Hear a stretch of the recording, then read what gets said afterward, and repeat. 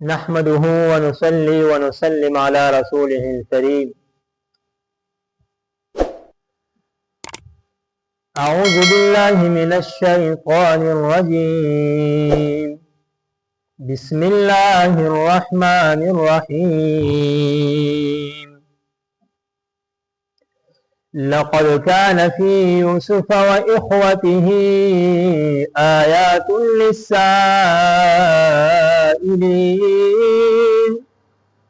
إذ قالوا ليوسف وأخوه أحب إلى أبينا منا ونحن عصبة إن أبانا لفي ضلال مبين. دا سورة يوسف آیت نمبر 7 وم آیت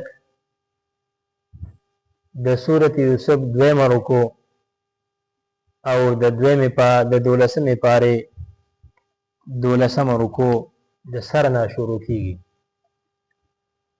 او زمون په سورة یوسف په ترجمه او تفسیر کې دریم نمبر درس نننی درس دی.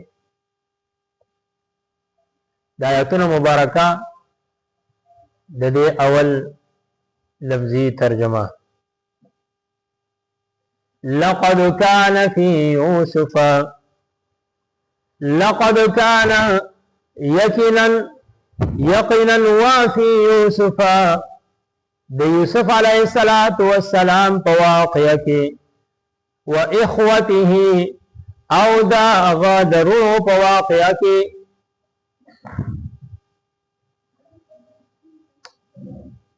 آیات لیلی عبرت ندی للسائلین لپاره د سوال کوونکو. اذ قالو پای وخت کې چې ویرونو د یوسف علیه السلام لیوسف خامخا یوسف علیه السلام و اخوه او د ضرور بنیامین احب ډیر زیات خوښتي الی ابینا زمون پلار ته منا زموننا ونحن عصبة او حال دالمون لوی جماعت یو لوی ډلیو ان ابانا بشکا پلار زمون لفی ضلال مبین فخطائی اخکار کلی اقتلوا یوسف اوجن یوسف علیہ السلام او اطرحوه یا اغورزوی دی ارضن داسی لیزم کتا یخلو لکم چی خالشی تاسو دپارا وجه ابیکم مخد پلارستاسو وتکونو او شیب تاسو من بعده رستو ددی کارنا قوما صالحین نیک قوم. دیزه پوری ددی آیتون مبارکه و ترجمه شوا. دوا آیتون مبارکه چی منگولستو دا دویم رکو شروع کیږي د سورۃ یوسف. اوس د دې دواړو رکوګانو چې مخکې کوم رکو تیر شو په مخکې درس کې داغه او د دې د یو بل سره تعلق او ربط دادي چې دواړه یو واقعیا ده او هغه کې د یوسف علیه السلام واقعیا او د کې د یوسف علیه السلام واقعیا ذکر کیږي. دې رکو مبارک کې خلاصتاً یو څو خبرې ذکر کیږي. هغه کو یو خبره دا ده چې د یوسف علیه السلام درو درخواست خپل پلار ته ذکر کیږي چې خپل پلار ته درخواست وکړو چې مونږ سره د یوسف علیه السلام پرېږده او اراده دا و چې وی وجني یې د خپل پلار د مخ نه پناه کړي. یو خبره پکې دا ذکر کیږي. دویم نمبر خبره دا ذکر کیږي چې عافیه دا د مصیبتونو په شاګانو باندې پرتای تا ته یو انعام ملاویږي یو عافیه درته ملاویږي نو مخکې به مصیبت او تکلیف وي. یوسف علیه السلام ته نبوت بادشاہی دنیا ظاهر او باطن دا چې ملاوي نو رمبه په خو تکلیفونه رااله.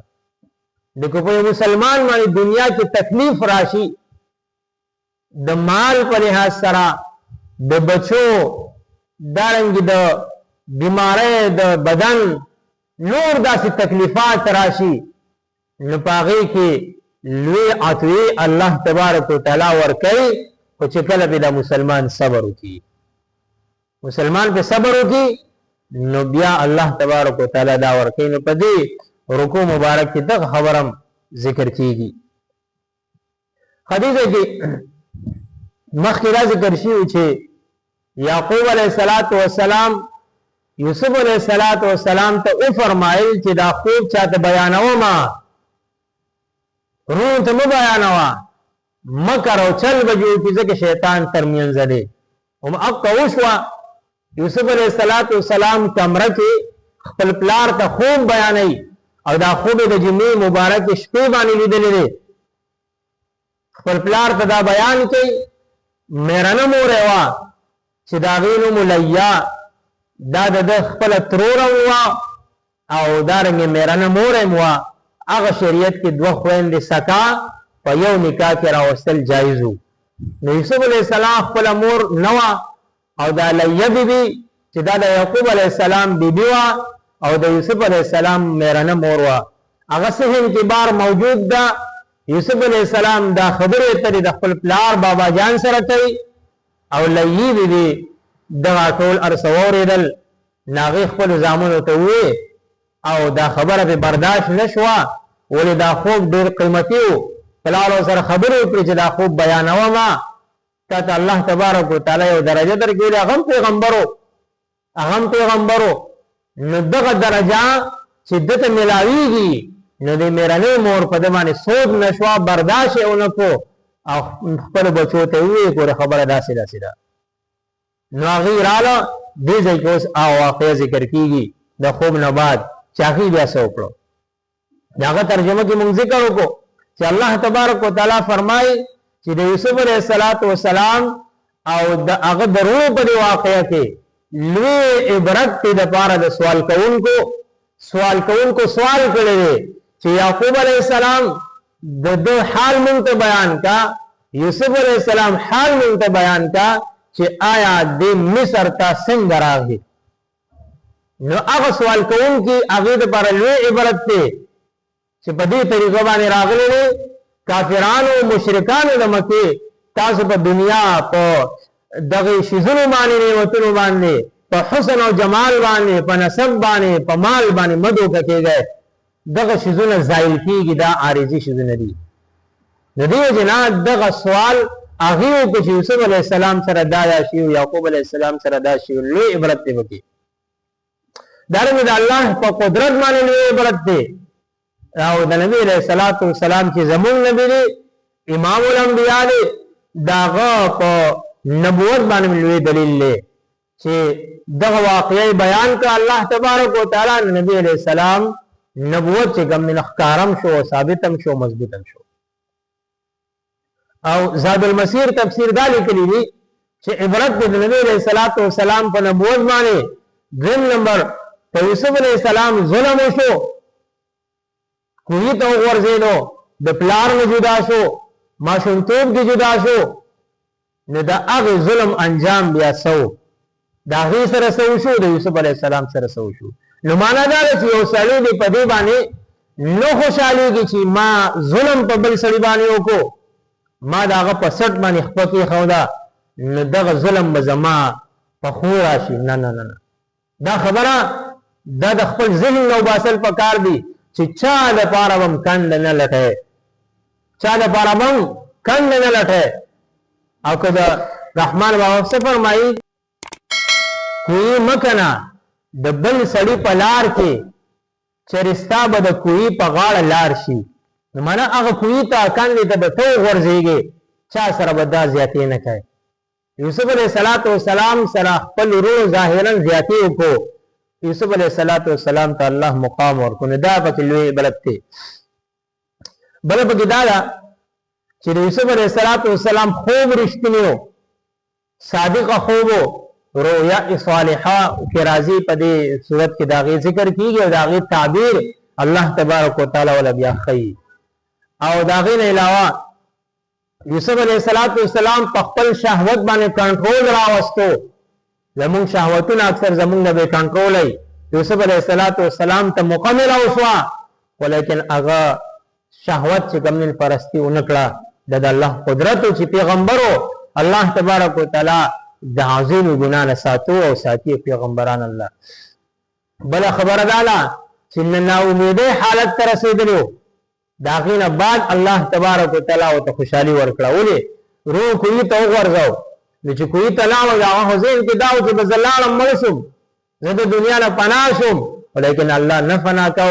الله دوباره چې کوم نه خوشحالي ولا ورکړه او هغه روح بیا هغه ته محتاج وو. نو دا لوی عبرتونه زموږ لپاره دي. الله فرمای اذ قالوا لقد كان في يوسف، یقینا دی په یوسف علیہ السلام په واقعه کې و اخوته دا غدرونو په واقعه کې آیات لوی عبرتونه دي. د دې خبره شو للسائلین د پاره د سوال کوونکو. اذ قالوا پای وخت چې او روح د یوسف علیہ السلام لا یوسف خامخا یوسف علیہ السلام و اخوه د ضرور بنیامین احب ډیر زیات خوخت الی ابینا زمون پلار ته ډیر خوخت. د غرور د یوسف علیہ السلام دا الله تی رونو دا رونه درې قسمه د کتابونو کې ذکر کیږي. یو الله تی رور دی، یو آیانی دی، یو اخیافی دی. آیانی رور دا چې پلار او مور د دوانو شریک راشي، کو خوري او کدارنګ روري، او چې پلار او مور شریکی. او الله تی دا چې صرف پلار شریکی مین دی جدای د دې د قشانو مین دی جدای او پلار یو.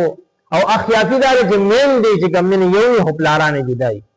نو دا اخیافی رونه دي. نو دا الله تی رونه دی دا خبر او کړه چې زمون پلار ته دی خوختي. ونحن عصبه او حلال مون جماعت یو قوت کې په طاقت کې په لویوالي کې مون مشران هم یو مون ډیر هم یو. نو پکار دادا چې خلک د ډیرو ملګرتیاو کې د ډیرو سره مینو کې. نو دی وجنا زمون سره مینه نه کوي. نو د دې خبرې د وجنا ان ابانا بیشک پلار زمون لفی غلال مبین خامخا پخکا غلطه ښکارا کړي ښکارا غلطي کوي. دا غلال دا د خطای په معنی باندې راځي. او بحر محیط دام لیکلی چې غلال په معنی د عشق او محبت امراضي لکه په دیشم سپاره کې راځي. ووجدك ضالا او امنتی ته محبوب من ضالا عاشقا منم کون کې خپل ځان طرف ته نو خپل ځان طرف ته مایل کړي او لار غوډه وخوله. نو دغه په معنا مرাজি. نو بحر محیط دام دلته لیکي چې د دې مطلب دی ان ابانا بیشک پلار زمون لفی ولال مبین خامخا په محبت او اشکار کې دی. یوسف علیہ السلام سره اخکار مینه ده او هغه سره مونږ سره نه کوي. نو دغه مینه ده مونږ سره نه کوي هغه سره کوي. نو څه چلو کوي راشه چې دا مینه بدل کو، راشه چې د پلار د مینه مونږ ترا وړي. نو سبا کو مشوره وکړه میټینګ وکړو یو بل سره وی او قتلوا یوسف قتل کې او وجن یوسف علیہ السلام دی وجنه د پلار د مخ نه ملار چې ختم بشي. بس موږ د پلار توجه برابر شي. دا د قتل لا راي چاور کړو. کعب ابن احبار رضی الله تعالی عنہ فرمایي دا د یوسف علیہ السلام پر ورو کې دان نوم او هغه راي ورکړه. یې بل قول لاله چې دا شمعون ورکړو دا رایا او چا په دا ویلي وهب ابن منبه او دارنګي امام مقاتل اداوي چې دا روئیل ورکړو. روئیل یا شمعون یا دان دی ورو کې اورور هغه دا راي ورکړه چې دی او وجنه دی ختم کې. او تو اخوه یا اور زوی دی ارضن یو لریز مکتا یخلو لکم چې خالص استاسو د پاره وجه ابيكم مخ د پلار استاسو مخ به تاسو ته کولای شي. بس دی وجه وتكونوا شيبتاسو من بعده رست ددینا د دې کار نه بعد وجلی یا لری چې کمل غرزول ختمول قوما صالحین نه قوم بشه بس برابر بشه نو قوم صالح دا معنا چې مطلب دا ګناه خو به وشي زمونږ نه، ولیکن الله ارحم الراحمین ذات ته ګناه داغي توبه و سرستو بیا خپل خپل کارونه شروع کو سم وي بیا. یا قوم صالحین دا معنا چې داغي نه بعد به زمون حال برابر شي. یوسف علیہ السلام مو د مخینه لړکو نو ستاسو حال به پلار ته برابر شي، بیا به سم یې دا ګلې شپې به ختم شي، پلار به ستاسو ته توجه شي. اوس علما فرمایي د دې اراده ډېره ښکلې وه خو طریقه غلطه وه. اراده ښکلې ده چې پلار ځان طرف ته راړی چې د دې رور سره ډېره مینه ده، دا مینه دې زما سره شي، خو طریقه غلطه ده. طریقه غلطه وکړه. یوسف علیه السلام ته ډېر تکلیف ورکو، یعقوب علیه السلام ته ډېر تکلیف ورکو، خپل پلار ته تکلیف ورکو. نو په دې طریقه د خپل پلار مخ ځان ته راړی دا به نه کوي. دې جنا دې کې موږ هم دا سبق شو چې کله نا کله پلار او مور د یو بچي سره مینه وي، نو هغه بچي ولګي دا بل نه اړی نه ماړو ده ته هغه نه راړی دا طریقه مه کوه، یا دې هغه دا طریقه نه کوي چې پلار او مور یې ځان سره قبضه کړي بل رور هغه ولا پلار مور ته بچي نه ښکاري دا نه. نو دین دا کول چې د یوسف علیه السلام نه مخ اړاو کار یې خراباو دا مه کوه. نو ته خپل داسې ځان کې استعداد صلاحیت او داسې قوت پیدا کا د پلار مور خدمت وکړه. طریقه دا نه په دې وته ځان ته خپل پلار مور اړی خدمت وکړه، احسان وسره وکړه، الا وستا پلار او ستا مور ته راوړي. نو دې وجه نه دلته علما فرمایي دغه اراده وا طریقه غلطه او داسې باندې کوي. دغه آیاتونو مبارکه د دې دغه سناس ترجمه او تفسیر نو وتكون من بعده قوما صالحين واخر دعوانا ان الحمد لله رب